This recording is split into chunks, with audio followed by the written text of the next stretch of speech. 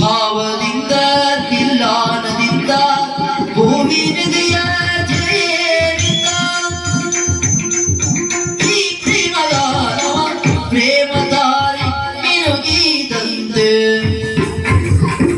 ಪ್ರೇಮದಾರಿ ಮಿನುಗಿದಂತೆ ಮಿನುಗಿದಂತೆ ಪ್ರೇಮ ಪಕ್ಷಿ ಹಾರಿದಂತೆ ಪ್ರೇಮ ಪಕ್ಷಿ ಹಾರಿದಂತೆ ಪ್ರೇಮದಾರಿ ಮಿನುಗಿದಂತೆ ಮಿನುಗಿದಂತೆ ಮಿನುಗಿದಂತೆ ಪ್ರೇಮ ಪಕ್ಷಿ ಹಾರಿದಂತೆ ಪ್ರೇಮ ಪಕ್ಷಿ ಹಾರಿದಂತೆ ಪ್ರೇಮ ಚಿಲುಮೆ ಚಿಮ್ಮಿ ಚಿಮ್ಮಿ ಪ್ರೇಮ ಚಿಲುಮೆ ಚಿಮ್ಮಿ ಚಿಮ್ಮಿ ಪ್ರೇಮ ಚಿಲುಮೆ ಚಿಮ್ಮಿ ಚಿಮ್ಮಿ ಪ್ರೇಮ ಚಿಲುಮೆ ಚಿಮ್ಮಿ ಚಿಮ್ಮಿ ಪ್ರೇಮ ನದಿಯು ಸಾಗಿದಂತೆ ಪ್ರೇಮ ನದಿಯು ಸಾಗಿದಂತೆ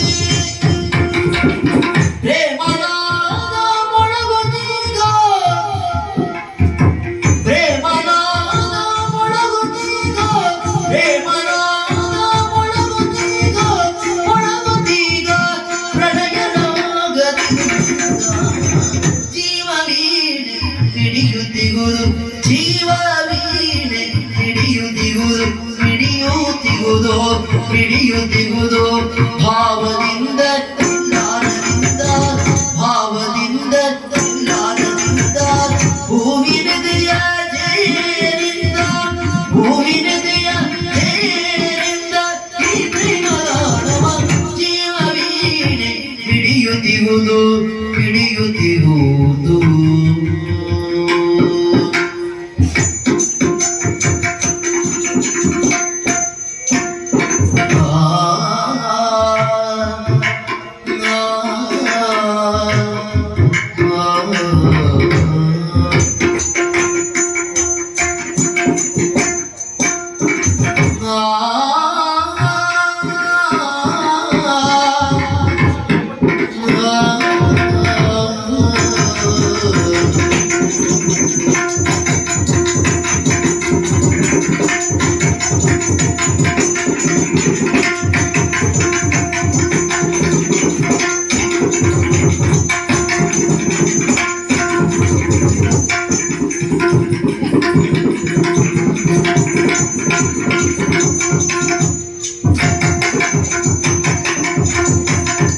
ಪ್ರೇಮದಾರಿ ಮಿನುಗಿದಂತೆ ಪ್ರೇಮದಾರಿ ಮಿನುಗಿದಂತೆ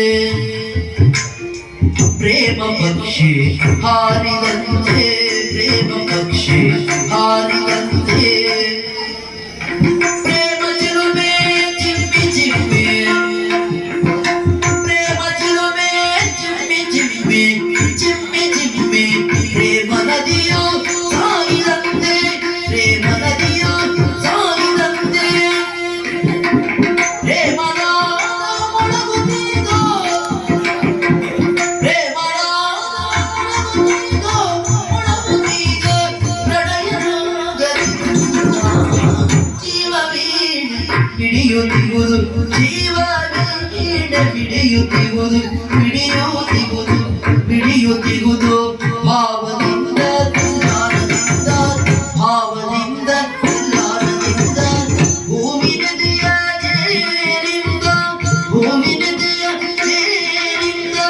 ಪ್ರೇಮಗಾನ ಜೀವ ವೀಣೆ ಹಿಡಿಯುತ್ತಿಗುವುದು ಹಿಡಿಯುತ್ತಿಗುವುದು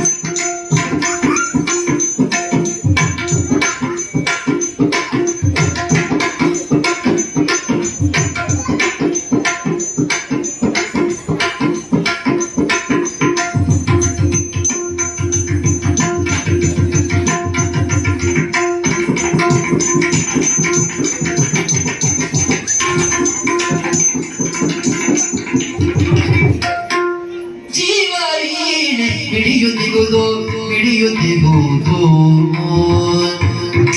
ಜೀವ ವೀಣೆ ಹಿಡಿಯುತ್ತಿಗುವುದು ಭಾವದಿಂದ ನಿಧಾನದಿಂದ ಭೂಮಿ ಹೃದಯ ನೀರಿನಿಂದ ಈ ಪ್ರೇಮಗಾನವ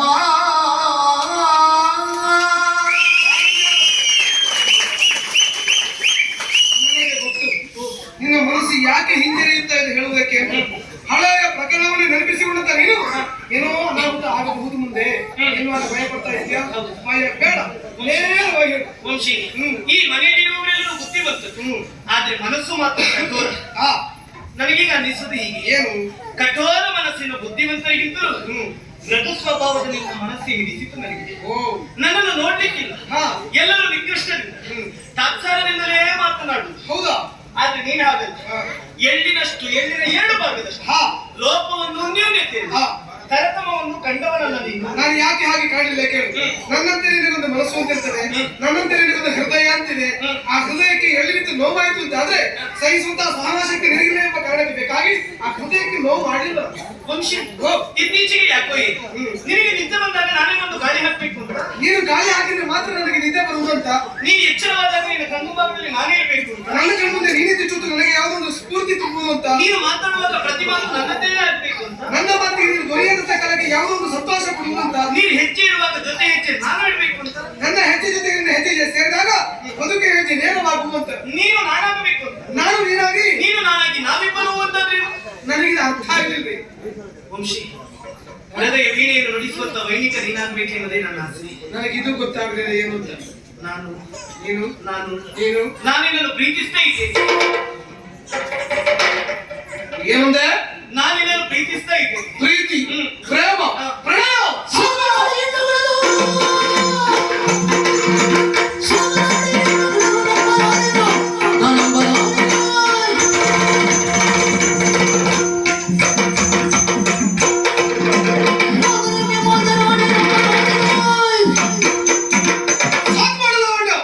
ನಿನ್ನ ಪ್ರೀತಿ, ಪ್ರೇಮ, ಪ್ರಣಯ ಎಂಬಂತ ಮಾತುಗಳಿಗೆ ನನ್ನ ಅರ್ಥವನ್ನ ಕಲ್ಪಿಸುವುದಿಲ್ಲ.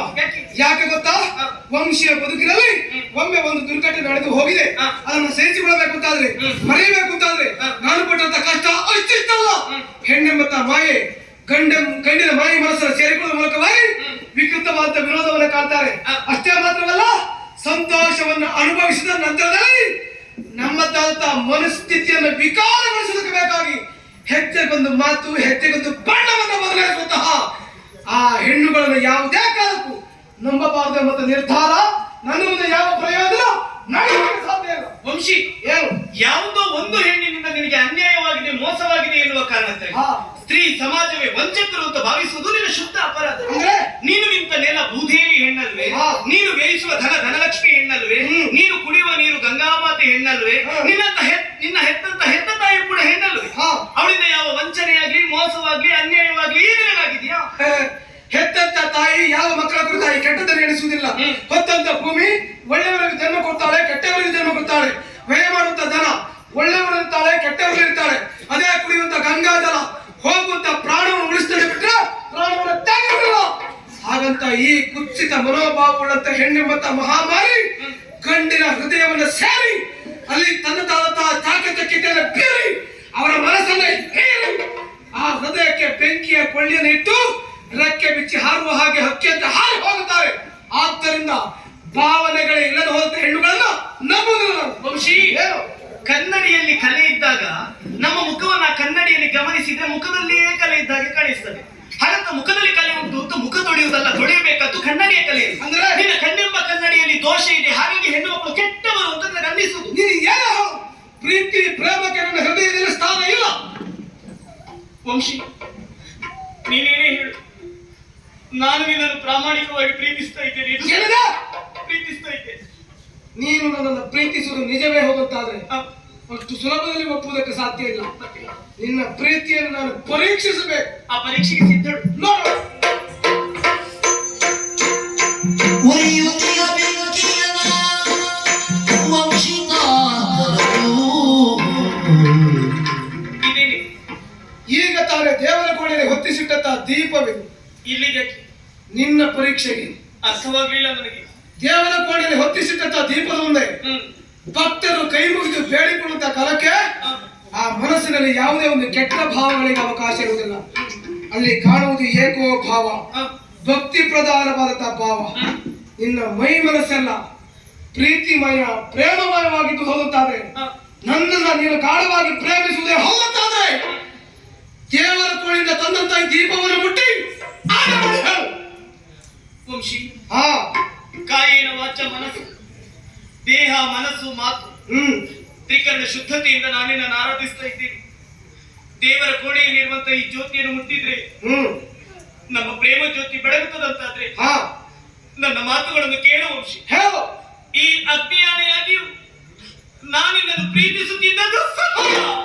ಧರ್ಮೇಜ ಅರ್ಥೇಜ ಕಾಮೇಜ ನಾತಿ ಚರಾಮಿ ನಾತಿ ಚರಿತೋ.